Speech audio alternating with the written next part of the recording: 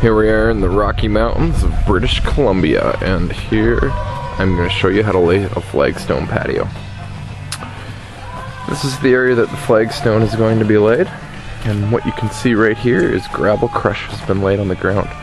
Gravel crush has no organic materials in it and is made of sand and 3/4 inch gravel, and it compacts extremely well so that you get no sinkage over time. The substrate that was underneath the gravel is similar to what you see here, right by our bobcat here. Or sorry, skid steer. Cat would have a bird if they knew that we just called their skid steer a bobcat, which is another brand of bobcat. There you can see, it's a caterpillar.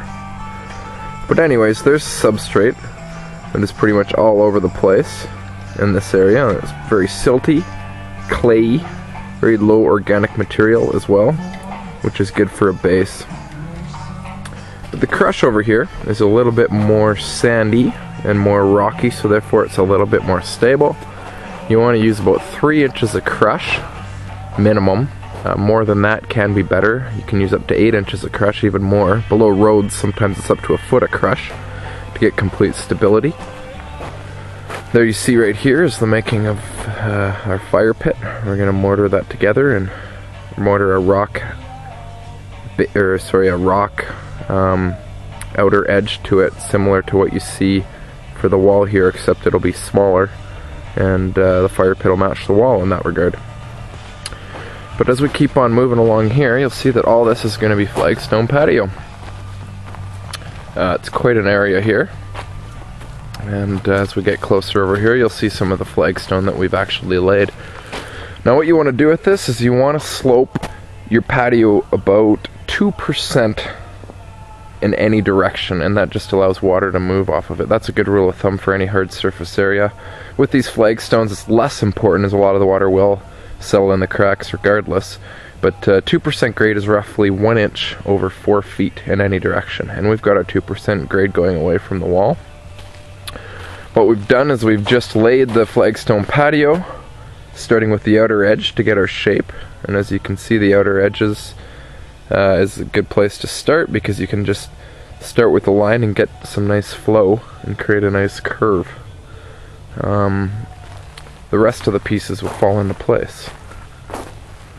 Now what's going to happen in between these cracks, there's 2 ways to finish in between the cracks.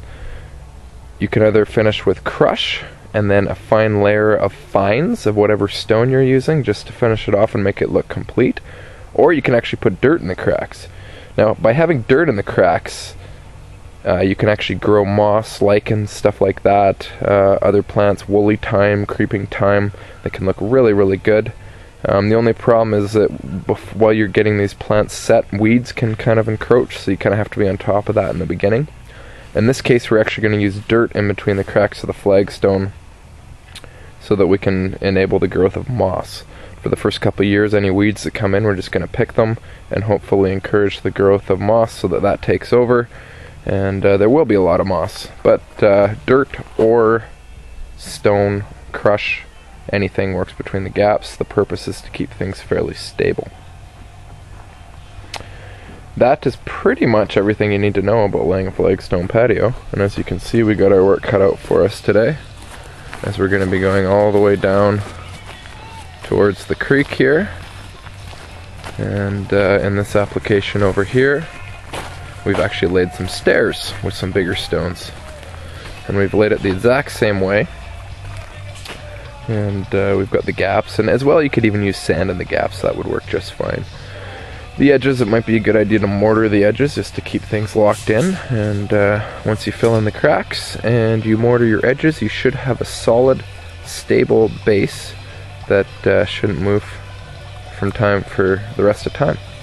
One other important thing before we go here to notice about the flagstone that we've used is it should be about 2 inches thick, minimum. Anything less than that won't be quite big enough or thick enough to withstand foot traffic, and you'll get movement over time.